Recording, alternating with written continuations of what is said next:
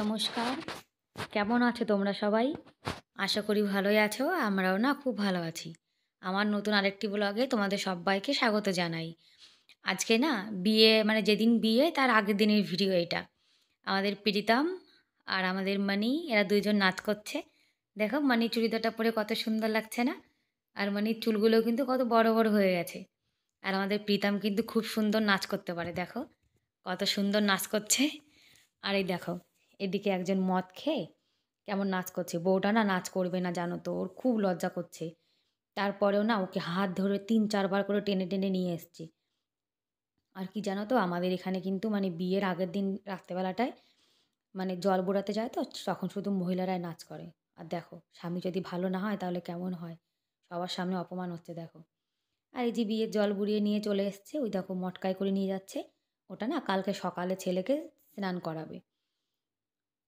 আর দেখো স্বামী যদি ভালো না হয় তার মতো দুঃখ কিন্তু পৃথিবীতে আর কিছুই নেই। লোকটা মদ খেয়ে এমন নাচ করছে, বউটা না নাচ করতে একদম ইচ্ছা করছিল না। অত লোকের সামনে দেখো সবাই কিন্তু হাসছিল। ওর কিন্তু খুব খারাপ লাগছিল। কি করবে বলো? এখন নাচ না করলে ও বারবার হাত ধরে টানছে। তারপর নাচ করার পরে না চুপ করেছিল।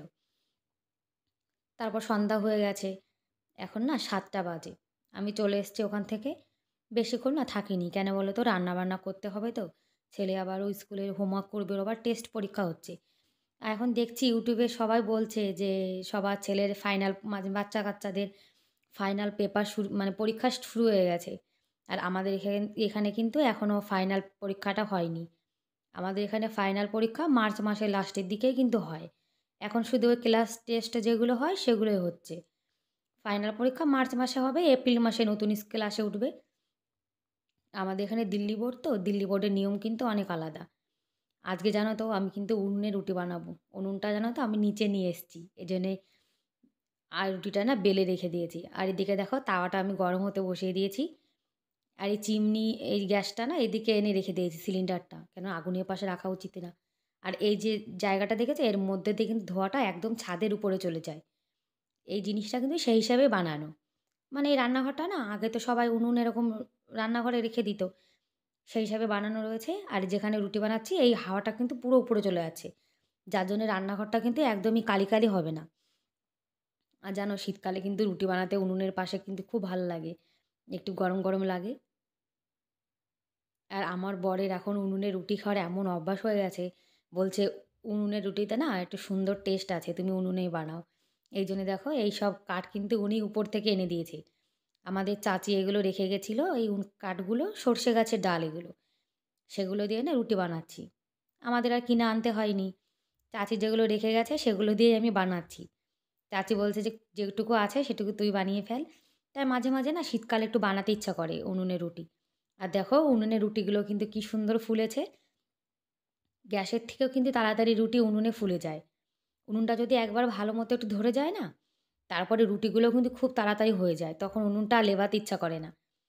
আর এই রুটি ফোলাটা না আমার দেখতে খুব ভালো লাগে। দেখো কি সুন্দর ফুলেছে। আগে আমি পারতাম না রুটি বানাতে উনুনে। এখন কিন্তু আমি খুব সুন্দর শিখে গেছি। আর যখন এরকম রুটি ফোলে আমার বড় কিন্তু তখন খুব খুশি হয়ে যায়।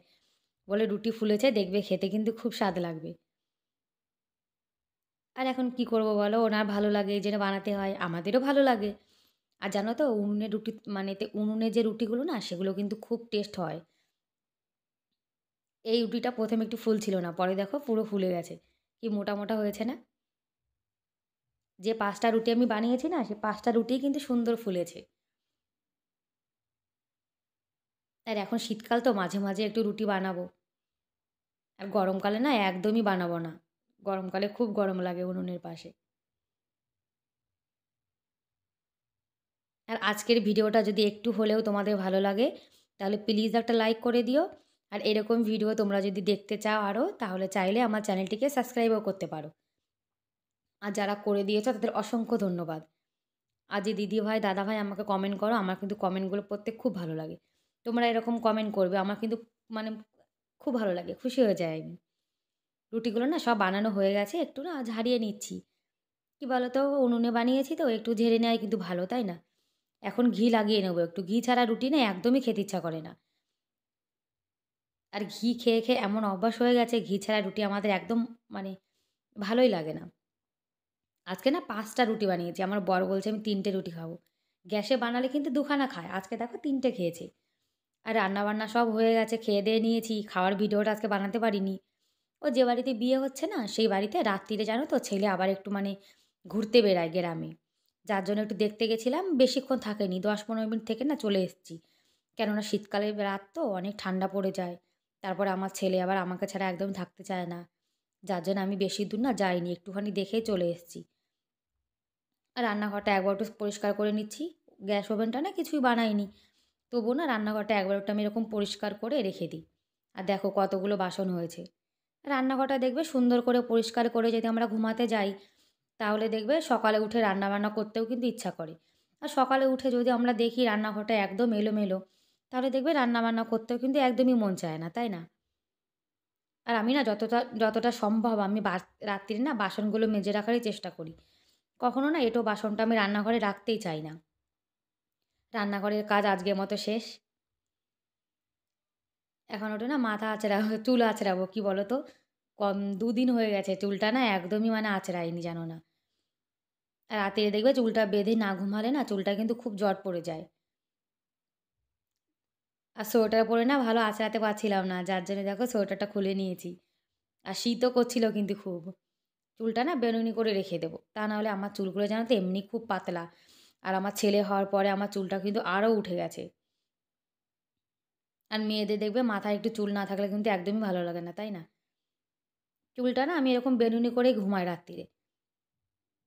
আর চুলে যদি জট পড়ে যায় তাহলে আমি একদম ছাড়াতে পারি না। আমার খুব রাগ হয় কিন্তু। চুল বড় করতেও ইচ্ছা করে আবার চুল আঁচড়াতেও ইচ্ছে করে না। কি করি বলো তো? আর এখন শীতকাল চলে এসছে একটু ক্রিম লাগিয়ে না ঘুমালে না স্কিনটা কিন্তু একদম মানে ড্রাই হয়ে যায়। আর আমি জানো তো আমার স্কিনে কোনো ক্রিম লাগাতে পারি না। শুধুমাত্র পন্ডস ক্রিম ছাড়া। আর অন্য কোনো ক্রিম লাগালেই না আমার পুরো একদম অ্যালার্জি হয়ে যায়। গরমকালে না আমি আমার স্কিনে কোনো ক্রিমই লাগাই না। শুধুমাত্র শীতকালে না লাগালে হয় না, যার জন্য একটু পন্ডস ক্রিম লাগাই। পন্ডস ক্রিম লাগালে না আমার কিছুই হয় না। যদি দামি ক্রিম লাগাই তাতেও আমার অ্যালার্জি হয়ে যায়, সস্তার ক্রিম লাগাই তাতেও অ্যালার্জি হয়ে যায়। শুধুমাত্র পন্ডস ক্রিমটা স্যুট করে যার জন্য শীতের সময় একটু লাগাই। আর এখন না যখন আমরা বাসন মাজি সাবান দিয়ে, তখন দেখবে আমাদের হাতটা কিন্তু শীতকালে একদম রুক্ষ হয়ে যায়। মানে কেমন যেন হয়ে যায় শুকনো, শুকনো মতো। যার জন্য না হাতে একটু ভ্যাসলিন লাগিয়ে নিচ্ছি। তা নাহলে হাতটা না কেমন যেন হয়ে গেছিল। আর দেখো একজন কম্বলের মধ্যে শুয়ে রয়েছে। বলছি, "সোনা ঘুমিয়ে পড়ো।" ও তবুও না ফোন দেখছে দেখো। বলছে, "তুমি আমার সঙ্গে না ঘুমালে আমিও ঘুমাবো না। যতক্ষণ আমি না শোবো না ও এরকম করবে।" আর এই দেখো আমাদের গোপাল সোনা, আমার ছোট বাচ্চা ঘুমিয়ে গেছে। দেখো আমাদের গোপালের কম্বলটা না হেবি সুন্দর সফট। আমাদের কানহা দেখো বেডের উপরে ঘুমাচ্ছে একা, একা। আর রাত্তিরে না একটু জল খাই আমি শোয়ার আগে। আর সব কাজ-বাজ তো হয়েই গেছে, আর কোনো কাজই নেই। আজকের মতো এই পর্যন্তই। দেখা হবে পরের ভিডিওতে। Bye, by.